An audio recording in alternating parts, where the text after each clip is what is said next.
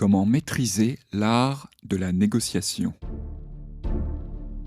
C'est pour ça que j'aime beaucoup Rocard, il n'arrêtait pas de dire dans la négociation, envisager la négociation sur le temps long. Cette semaine, je reçois Jean-Édouard Grésy, co-auteur d'un ouvrage que je vous recommande sur les 7 négociations qui ont fait l'histoire de France. Dans cet épisode, nous allons découvrir les bases d'une négociation réussie et pour cela, voyager dans l'histoire et suivre les aventures de Louis XI, de Catherine de Médicis ou encore la rédaction du traité de Yalta ou des accords de Matignon. Si cet épisode vous plaît, notez-le sur votre application de podcast favorite. Je vous laisse tout de suite avec mon invité.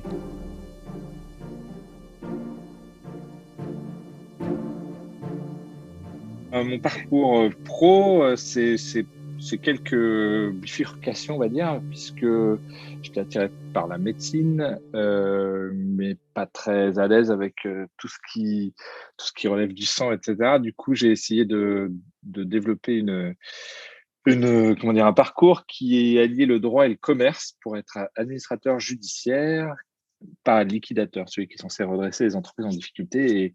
Et mon maître de stage à l'époque a détourné 30 millions d'euros. Donc, nouvelle bifurcation. Ce que j'avais vu me plaisait vraiment pas, évidemment. Et, voilà, une rencontre lors d'un colloque sur la médiation qui m'a amené à développer un des premiers centres en France qui s'appelle Yvelines Médiation, avec le barreau de Versailles, parce que le barreau de Versailles est jumelé avec le barreau de Québec. Voilà. Et puis pour financer mon poste, j'ai fait une thèse et une convention CIFRE, ce qui m'a amené à découvrir l'anthropologie, qui est une discipline qui consiste à faire ce qu'on appelle une observation participative, c'est-à-dire faire partie d'une expérience que l'on essaye de décrire, comprendre. Donc, c'était parfait pour travailler sur ce champ. Voilà. Et du coup, de la médiation, je suis devenu aussi formateur en négociation jusqu'à créer mon cabinet avec Julien Oana, Ricardo Pérez-Nickel et Philippe Aymon, Alternego, en 2010. Voilà, qui travaille sur toutes les thématiques RH, dialogue social, qualité de vie au travail, inclusion, avec des formations sur le management, le leadership.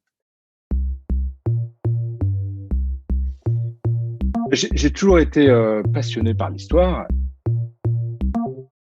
et un petit peu choqué de voir que dans les manuels d'histoire, on parlait essentiellement des guerres, des batailles, des victoires, voire des accords obtenus à travers juste un rapport de force, donc des accords obtenus souvent au forceps.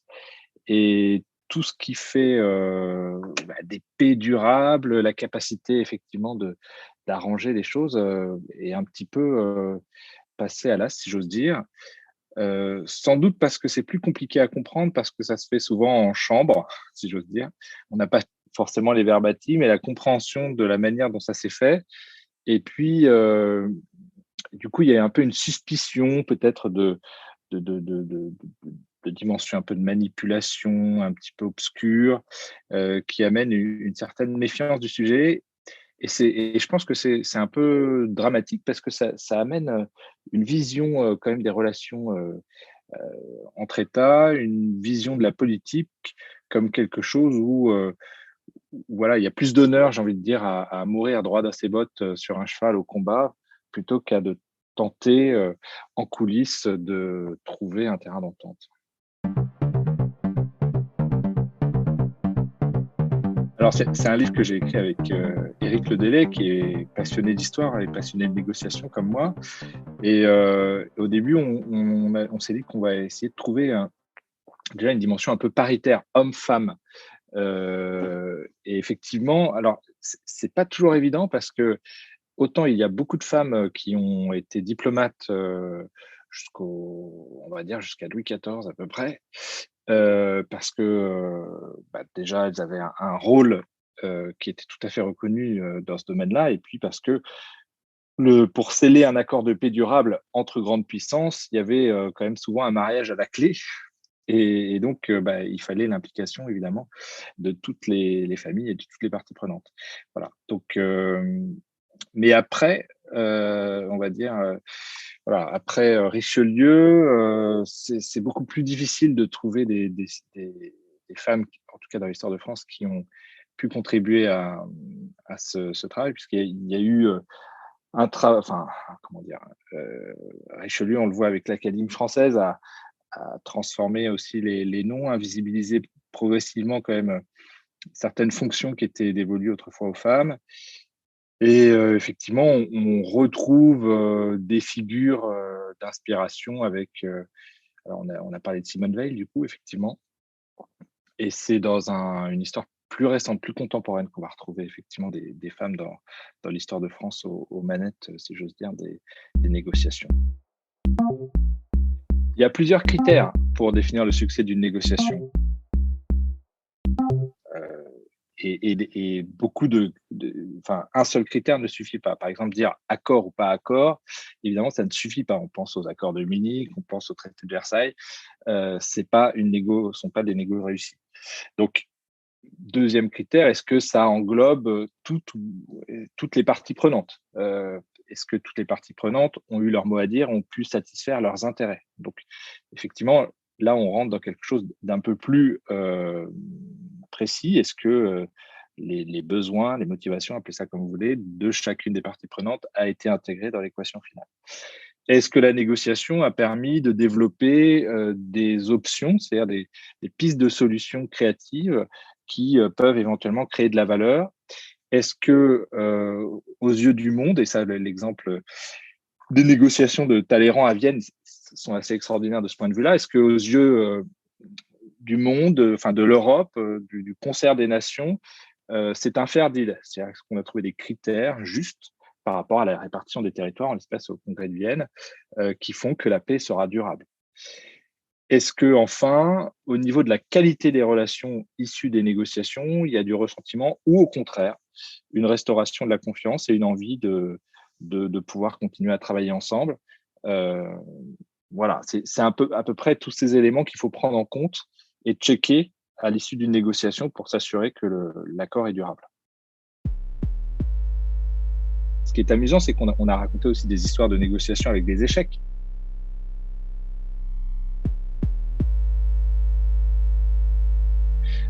Parce qu'on apprend aussi beaucoup des échecs. Et ce qui est fascinant, c'est de voir aussi à quel point, quand on regarde au fil de l'histoire de France, à quel point nos rois, nos reines se référaient à l'histoire de France et aux succès et aux échecs de leurs prédécesseurs. Il y avait une vraie connaissance de cela.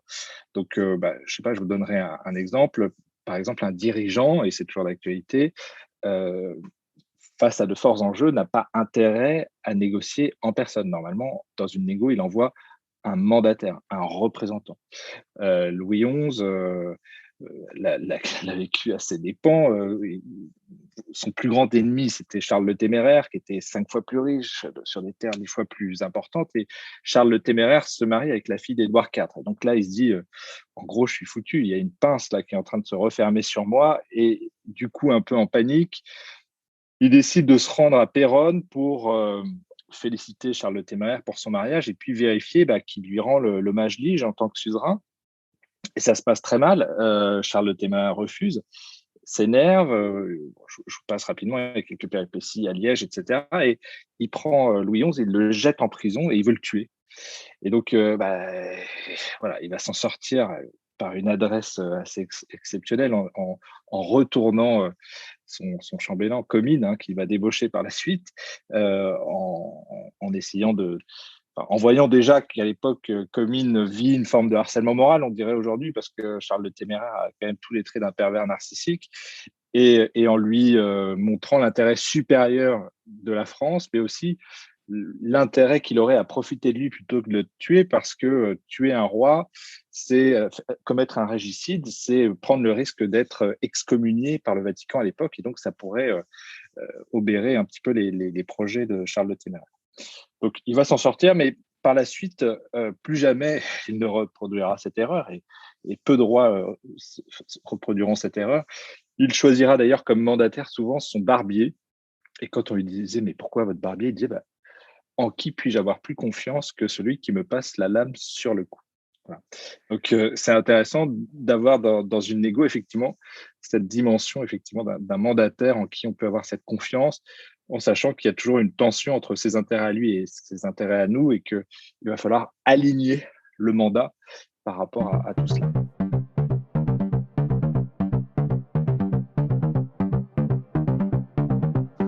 Oui, c'est ce qui a fait le choix. C'est-à-dire qu'on n'a pas choisi des négociations one-shot, on a choisi vraiment des personnages qui ont négocié toute leur vie. Et la personnalité peut-être effectivement la plus bluffante de ce point de vue-là, c'est Catherine de Médicis, qui a géré quand même 8 guerres de religion, qui a négocié toute sa vie.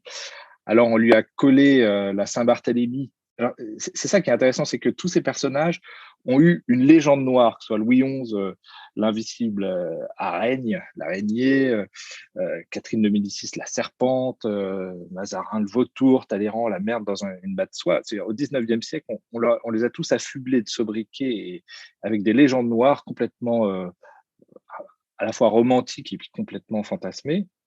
Et donc, c'est intéressant de les redécouvrir à l'aune des faits.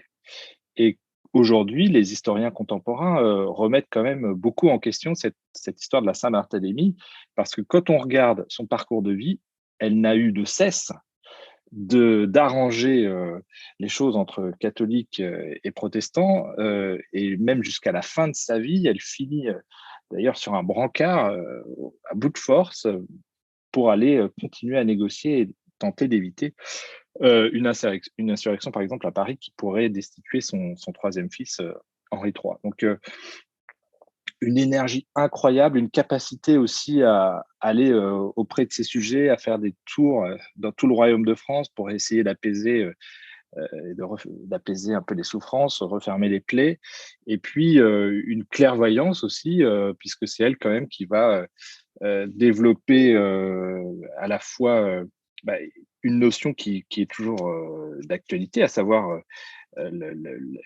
non pas, alors la liberté de culte va être encadrée progressivement et elle sera consacrée effectivement dans l'édit de Nantes, mais la liberté de conscience, hein, c'est elle qui va développer ça dès le début de son règne, et elle va réussir à sauver quelque part ses fils progressivement, sachant qu'elle va vivre une situation complètement dingue, puisqu'elle perd son mari Henri II, elle perd son premier fils, son deuxième fils. Elle n'assistera pas au meurtre de son troisième fils, mais elle va réussir à tenir quand même la royauté. Et beaucoup de ses contemporains étaient complètement admiratifs, et au premier chef, Henri IV, qui épousera sa fille, la fameuse reine Margot. Ça, c'est aussi une leçon de négociation à la décharge de Roosevelt. Il est malade, il est au bout de sa vie, il est épuisé. Mais par contre, effectivement, il n'y a pas de succès en négociation sans préparation. On lui a donné, toutes ses équipes lui ont donné tous les éléments de préparation. Il va même pas les lire dans son voyage qu'il amène à Yalta, alors qu'il a le temps. Il va plutôt s'occuper de sa collection de timbres. Et c'est un peu un joueur de poker qui rencontre un joueur d'échecs. C'est-à-dire qu'il pense en gros que Staline est un gars sympathique et que tous les deux ont lutté contre Hitler, l'effroyable nazi, et que ça devrait bien se passer en créant une bonne relation, une bonne entente et un petit peu d'esbrouf. Alors que Staline est un joueur d'échecs très manipulateur, hyper organisé, et forcément, ça va pas bien se passer parce que lui, il a bien préparé le jeu. Et c'est là qu'on voit que, alors que Roosevelt arrive dans un rapport de force qui lui est favorable, eh bien, le rapport de force se renverse parce que Staline est mieux préparé que Roosevelt. Et donc, la préparation, c'est un pouvoir considérable dans la négociation. C'est vrai que Churchill, déjà, il a été écœuré, on le suppose, on le lit à travers les lignes, lors de sa rencontre avec Roosevelt à Casablanca, parce que bien avant, il y avait cette question qui devait être traitée à l'agenda: est-ce que on soutient l'opposition au régime nazi, les Allemands qui s'opposaient au régime nazi? Et la question n'est pas tranchée, c'est-à-dire ils ont pas réussi à en débattre, et il y a une conférence de presse, et contre toute attente et sans en avertir Churchill, sans son accord, Roosevelt part dans une envolée en disant il n'y aura aucune négociation possible, nous détruirons l'appareil nazi. Et du coup, certains historiens considèrent qu'on a perdu peut-être un an, puisqu'on aurait pu faire tomber plus rapidement le régime nazi, et un an, c'est peut-être difficile à évaluer, mais c'est peut-être 2 millions de morts. Donc, c'est ce type de décision prise à l'emporte-pièce, sans discussion, sans concertation, sans préparation, ont des conséquences dans le contexte évidemment extrêmement lourdes. Alors, c'est facile de refaire l'histoire a posteriori, hein, parce que Roosevelt a commis de très belles choses enfin, il est quand même à l'origine aussi du débarquement, et on lui est extrêmement redevable de nous avoir libérés. Mais voilà, il y a aussi, par moment, fort de ses succès, fort de son engagement, des étapes d'après sont un peu bâclées, et ça a des lourdes conséquences pour ceux qui vivent dans ces territoires qui ont été répartis, par exemple, à Yalta.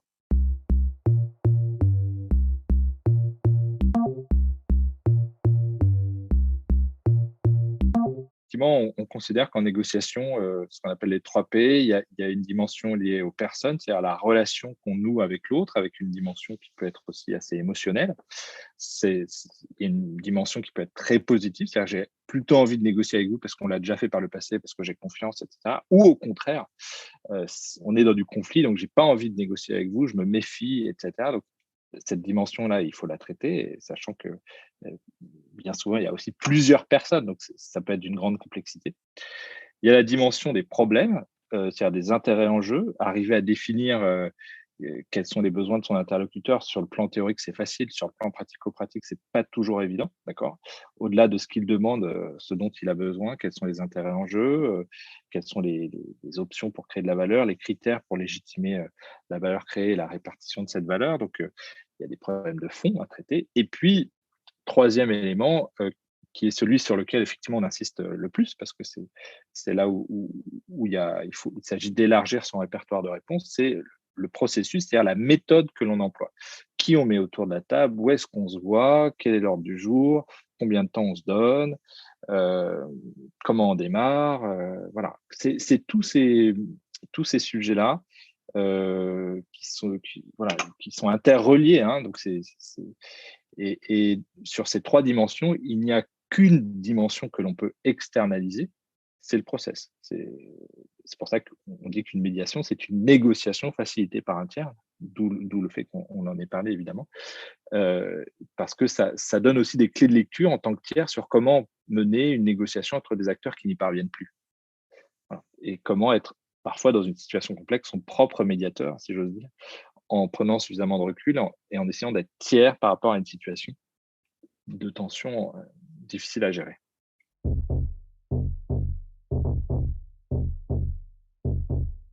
Oui, alors effectivement, alors, c'est même un récit qui a donné lieu à une bande dessinée. Pour le coup, c'est un récit pour lequel j'ai eu accès aux acteurs qui ont réalisé sur place en Nouvelle-Calédonie, donc Christian Blanc, Christian Cozart, Pierre Steinmetz notamment, qui ont réalisé effectivement cette capacité à faire venir Kanak et Caldoche à Matignon pour négocier. Et ce récit est extraordinaire. Michel Rocard a eu une intuition géniale. Il a conscience que dans un conflit de forte intensité comme celui qui existe en 1988 en Nouvelle-Calédonie suite à l'affaire des otages de la grotte d'Ouvéa où la France avait donné l'assaut, enfin, Jacques Chirac et François Mitterrand avaient de concert décidé de donner l'assaut, ce qui avait provoqué 19 morts, donc une situation kanak endeuillée. 4 gendarmes aussi avaient été morts, 2 militaires dans cette histoire. Donc, une situation où, du coup, on est au bord de la guerre civile et Michel Rocard se dit la France a perdu une partie de sa crédibilité vis-à-vis de la communauté kanak. Dans un conflit d'une telle intensité, le problème, ce n'est pas tant la négociation que de faire venir les acteurs à la table des discussions. C'est extrêmement contemporain, hein. Le problème, ce n'est pas la négociation entre Israéliens et Palestiniens, c'est de les faire asseoir à une même table. Entre Hutus et Tutsis, c'est de les faire asseoir à une même table. C'est pareil dans tous les conflits à forte intensité. Et donc, il cartographie les acteurs. Côté Caldoche, c'est Jacques Lafleur qui est leader du RPCR. C'est un protestant, c'est un franc-maçon, un grand chef d'entreprise. Il possède des mines de nickel. Côté Kanak, Jean-Marie Djibaou, c'est un ancien curé, anthropologue. Voilà. Et il se dit, je vais envoyer le représentant de l'Église protestante, le représentant de l'Église catholique, le représentant de la loge maçonnique qui va bien vis-à-vis de la fleur, et puis un préfet plutôt rocardien, Christian Blanc, et il demande à Raymond Barre, qui est le leader de l'opposition à l'époque, aussi un préfet, on va dire barriste, pour que la mission ne soit pas instrumentalisée politiquement. Et puis aussi un général de gendarmerie pour gérer aussi les forces en présence sur place. Et c'est ce qu'ils ont appelé la mission du dialogue, qui va aller sur place et littéralement, à travers énormément de rencontres, créer la légitimité et les conditions qui permettront à Jacques Lafleur et Jean-Marie Djibaou de venir à Matignon en présence de Michel Rocard négocier des accords de paix. Et c'est cette histoire-là qu'on a voulu raconter parce que c'est un modèle du genre. C'est juste avant les négociations en Afrique du Sud entre De Klerk et Mandela. Et ça reste un modèle vraiment qu'on utilise aussi en médiation au quotidien, très inspirant, parce que c'est pareil dans les entreprises, c'est pareil dans les familles. Passer un certain cap d'intensité conflictuelle, les gens ont peur de leur agressivité, les gens ont peur de se rencontrer, ne veulent plus se voir et préfèrent déléguer à des tiers tels que des juges ou dans des rapports de force un petit peu figés, le fait voilà, de trouver une solution plutôt que de prendre la responsabilité par eux-mêmes de le faire. Je peux raconter côté Kanak ce qui s'est fait, c'est assez extraordinaire. D'abord, Jean-Marie Djibaou, lui, est recherché parce qu'à l'époque, les FLNK est considéré comme un mouvement terroriste d'une certaine manière dans les représentations collectives côté Caldoche et puis en métropole. Et donc, n'arrivant pas à le joindre, il décide, donc la mission du dialogue décide de se rendre symboliquement dans l'île d'Ouvéa. Et là, ils font un vrai travail d'écoute assez extraordinaire au sein des tribus. Donc, quand vous arrivez dans une tribu kanak, il faut respecter la coutume, qui est une très belle coutume. On échange des tissus qui symbolisent les liens que l'on veut tisser justement avec les personnes que l'on rencontre. Et puis, ils écoutent. Il y a eu des fouilles à corps, des humiliations, etc. Assez naturellement, ils se trouvent sur les tombes des preneurs d'otages kanak à la sortie de cette communauté qu'ils ont visitée. Donc, ils se recueillent sur les tombes. Ils se recueillent évidemment aussi sur les tombes du coup des gendarmes qui avaient été tués lors de ces événements. Et puis, avant de partir, ils avaient réquisitionné un vieux bus scolaire parce qu'il n'y avait pas de moyen de transport sur place. Ils montent dans le bus pour repartir. Ils sont déjà bien épuisés, vous imaginez. Et il y a le chauffeur de car qui leur dit vous n'allez pas à Gossana. Gossana, qui est la tribu dont sont issus les preneurs d'otages. Et là, ils disent bah non, c'est pas prévu, et puis c'est bon, on est en retard, etc. Et le chauffeur de car dit ah bon. Et ce qui est incroyable, c'est que Christian Cozard, donc, qui fait partie de cette mission, raconte que dans ce ah bon, il entend on est en train de faire une énorme boulette, il faut absolument y aller. Et il arrive à convaincre tout le monde de se rendre à Gossana. Et là, vous imaginez, dans une tribu kanak, quand vous avez 19 morts jeunes, hommes, vous vous retrouvez face à des veuves et des anciens et des enfants. Il n'y a quasiment plus d'hommes jeunes, ils ont été décimés. Là, c'est extrêmement, extrêmement difficile. Vous imaginez la scène, et ils ont tellement d'empathie et de capacité d'écoute et de sincérité aussi dans leur démarche que ça passe, le courant passe, si j'ose dire, et à tel point qu'à la fin de leur rencontre, vous savez, une veuve qui va remettre même son bébé dans les bras de Christian Blanc pour symboliser un peu que, quelque part, qu'elle lui remet l'avenir un peu de son enfant.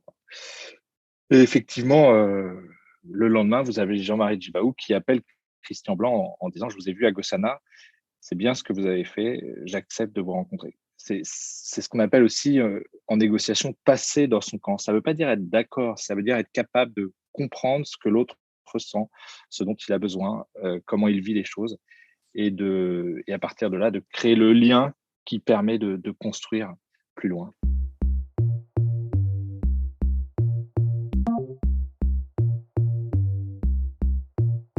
Alors encore une fois, on ne va pas refaire l'histoire parce que on imagine bien que quand vous avez des millions de morts, que vous avez vécu dans les tranchées, que vos propriétés sont détruites, renoncer à la haine, renoncer à la vengeance, c'est extrêmement difficile.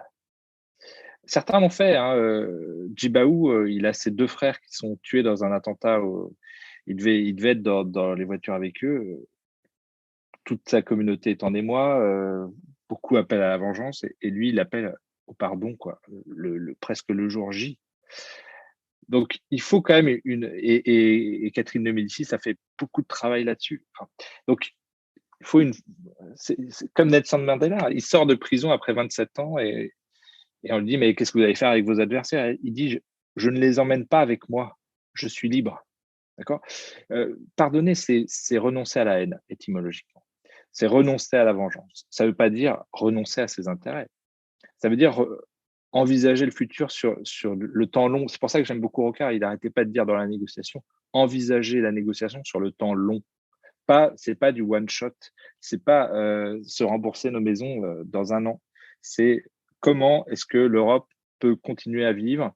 On a déjà eu une guerre en 70, on a fait la deuxième en 14, on va se taper la troisième en 39-45, parce qu'à aucun moment, on a quelqu'un qui sort la tête un peu qui est au-dessus de la mêlée pour voir sur un temps plus long, ce qui veut dire une réconciliation des peuples, ce qui veut dire un renoncement à la haine et ne pas humilier son adversaire. Or, il y a eu à chaque fois volonté d'humilier l'adversaire en le faisant signer exactement dans le même endroit que là où il avait été humilié précédemment. Donc, c'est une succession de vengeances qui n'en finit plus, puisqu'on arrive effectivement à une amplification et une guerre de tous contre tous qui est terrifiante. Et après, il faut saluer tout le travail qui a été fait, parce qu'on a fini par comprendre après 39-45 sur la réconciliation franco-allemande, qui est exceptionnelle après. Mais ça a mis quand même de 1870 à 1945 avant de se faire. La négociation, c'est pas réservé aux spécialistes. Quand on étudie un peu le sujet, par exemple, quelqu'un qui a des fonctions managériales d'équipe ou de projet passe près de 75 à 80% de son temps à négocier. Si on entend la négociation comme un système de décision conjointe, c'est-à-dire que toute décision qui pourrait être prise nécessite l'assentiment de l'autre. Et donc, j'aime bien l'idée qui avait été développée à Québec. Ils avaient lancé un programme qui a touché 200 000 jeunes qui s'appelle Ensemble vers le Pacifique, où on enseigne la négociation aux enfants. Parce que ils auront, dès qu'ils sont petits, dès qu'ils naissent, ils ont à négocier avec leurs parents, avec leurs collègues, avec leurs instituts, puis avec leurs employeurs, toutes les parties prenantes dans leur couple non-stop. Et plus on est formé, plus on est capable d'élargir son répertoire de réponses dans des situations qui peuvent être plus ou moins complexes, plus on a de discernement sur ce sujet, plus on a de chances dans la vie d'avoir de belles relations et des opportunités aussi de création de richesse à tout point de vue. Merci à Jean-Édouard d'avoir accepté mon invitation et je vous donne, comme d'habitude, rendez-vous la semaine prochaine pour un nouveau numéro d'ASAP.